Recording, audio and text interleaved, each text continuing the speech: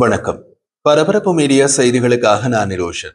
அமெரிக்க ஜனாதிபதி Donald Trump உக்ரைனுக்கு புதிய பேட்ரியோட் வான் பாதுகாப்பு அமைப்புகளை வழங்குவதாக உறுதியளித்த சில நாட்களுக்கு பின்னர் சிலவற்றை விரைவில் அனுப்புவதற்கான போராட்டம் தொடங்குகிறது. இதற்கிடையில் இந்த ஆயுதங்களின் வரையறுக்கப்பட்ட விநியோகத்தை கருத்தில் கொண்டு அமெரிக்க பாதுகாப்பு தலைமையகம் பென்டகன் சுவிட்சர்லாந்திடம் முன்னர் ஒப்புக்கொள்ளப்பட்ட விநியோகத்தை தாமதப்படுத்துவதாக கூறியுள்ளது. நேட்டோ நாடுகள் உக்ரைனுக்கு பேட்ரியோட் வான் பாதுகாப்பு அமைப்புகளை வாங்க விரும்பினால் அவற்றை அமெரிக்கா வழங்கும் என்று ஒரு ஒப்பந்தத்தை ட்ரம்ப் அறிவித்தார். சில சந்தர்ப்பங்களில் அவை ஏற்கனவே அமெரிக்காவில் உள்ள கையிருப்புகளில் இருந்து வழங்கப்படும் மற்றும் அமெரிக்காவால் மீண்டும் நிரப்பப்படும் என்றும் கூறினார்.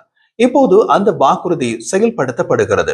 அமெரிக்க விமானப்படை ஜெனரல் அலெக்சிஸ் கிரீன்கேவிச் நேற்று ஜெர்மனியில் வைஸ்பேடனில் நடந்த ஒரு மாநாட்டில் கூறிய போது, பேட்ரியோட் பரிமாற்றம் தொடர்பாக நாங்கள் ஜெர்மனியர்களுடன் மிக நெருக்கமாக பணியாற்றி வருகிறோம் என்று தெரிவித்தார்.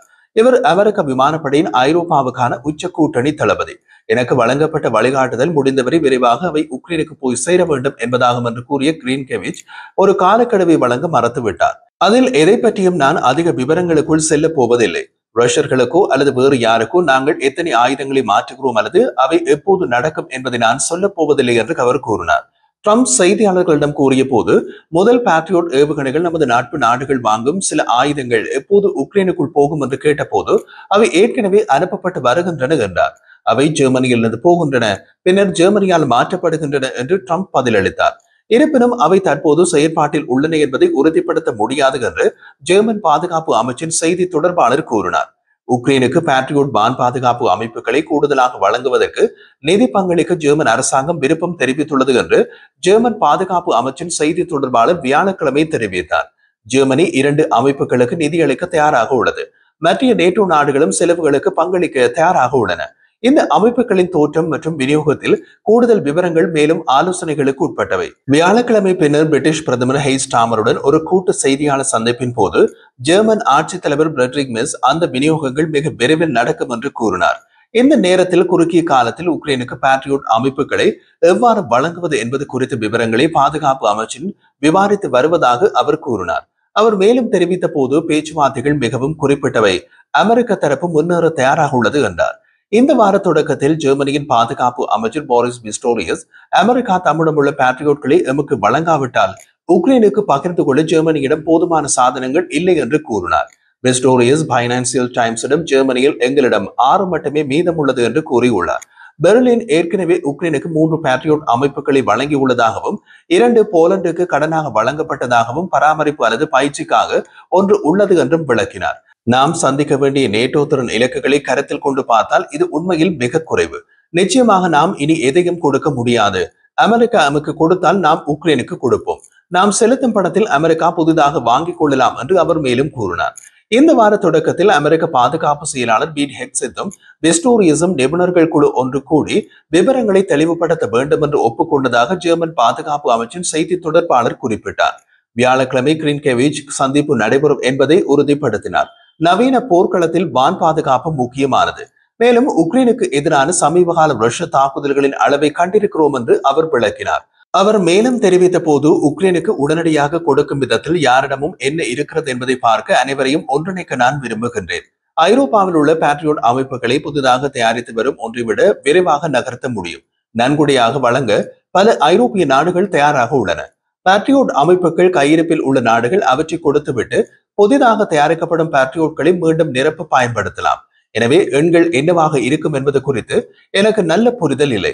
ஆனால் உக்ரைனியர்கள் தங்களை தற்காத்துக் கொள்ள என்ன தேவை என்பதை பெறுவதே எனது வழிகாட்டுதல் என்பதை நான் அறிவேன். எனவே பின்பற்ற இன்னமும் நிறைய இருக்கும். இது குறித்து நாங்கள் விரைவில் நடவடிக்கை எடுக்க போகிறோம்.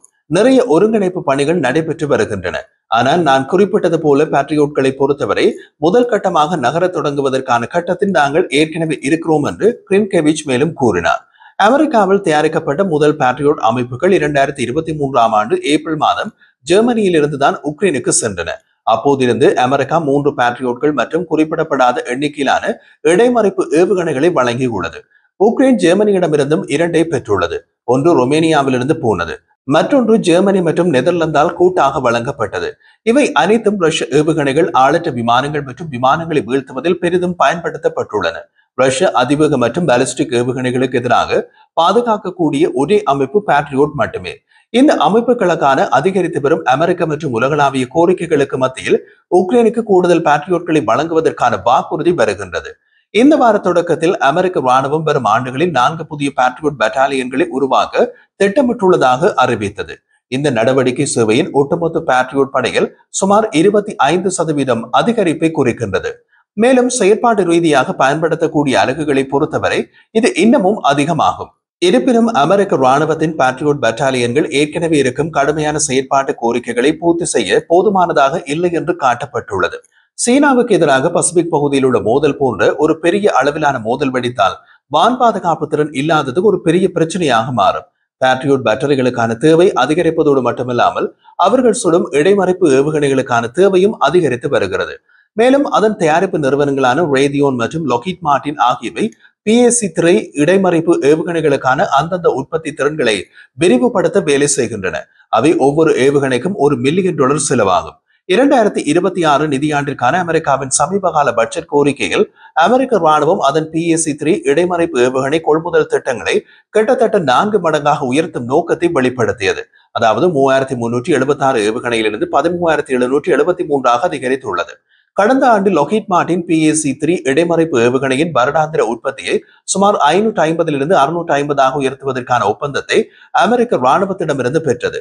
2022 ஆண்டில் கட்டப்பட்ட எங்கள் புதிய கேம்டன் நகர தொழிற்சாலை உற்பத்தி விகிதங்களை அதிகரிக்கும் திறன் கொண்டது மற்றும் திட்டத்தை அதன் முக்கியமான உற்பத்தி பெருக்கத்தை தொடர உதவும் என்று லொக்கீட் மார்டின் செய்தி தொடர்பாளர் வியாழக்கிழமை கூறினார்.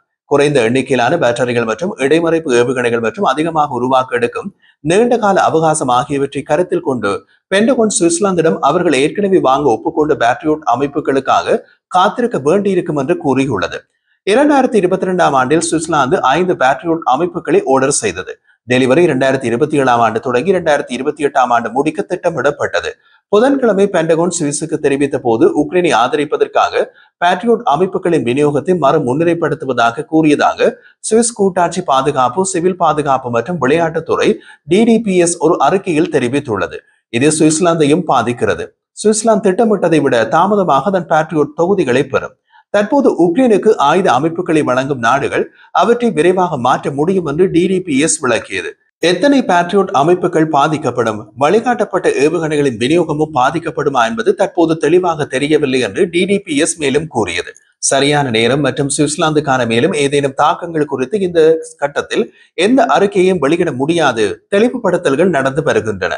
கடந்த ஆண்டு பைடன் நிர்வாகத்தால் ஏற்படுத்தப்பட்ட இதே போன்ற தாமதத்தால் பாதிக்கப்பட்ட பல நாடுகளில் சுவிட்சர்லாந்தும் ஒன்று என்று DDPS குறிப்பிட்டது. ஜூன் 2024 அன்றைய ஜனாதிபதி ஜோ பைடன் உக்ரைன் மற்றும் தாய்வான் தவிர அனைத்து நாடுகளுக்கும் பேட்ரியோட் மற்றும் மேம்பட்ட ஏவுகணைகள் அமைப்புகள் நசாம்ஸ் இடைமறைப்பு ஏவுகணைகளின் விநியோகத்தை தற்காலிகமாக நிறுத்த உத்தரவிட்டார். உற்பத்தி வரிசையில் இருந்து வெளிவரும் ஏவுகணைகள் இப்போது உக்ரைனுக்கு வழங்கப்படும் விதத்தில் இந்த ஏற்றுமதிகளின் விநியோகங்களை நாங்கள் மீண்டும் முன்னுரிமைப்படுத்த போகிறோம் என்று அன்றைய வெள்ளை மாளிகையின் தேசிய பாதுகாப்பு செய்தி தொடர்பாளர் ஜான் கிர்பி அந்த நேரத்தில் செய்தியாளர்களிடம் கூறினார்.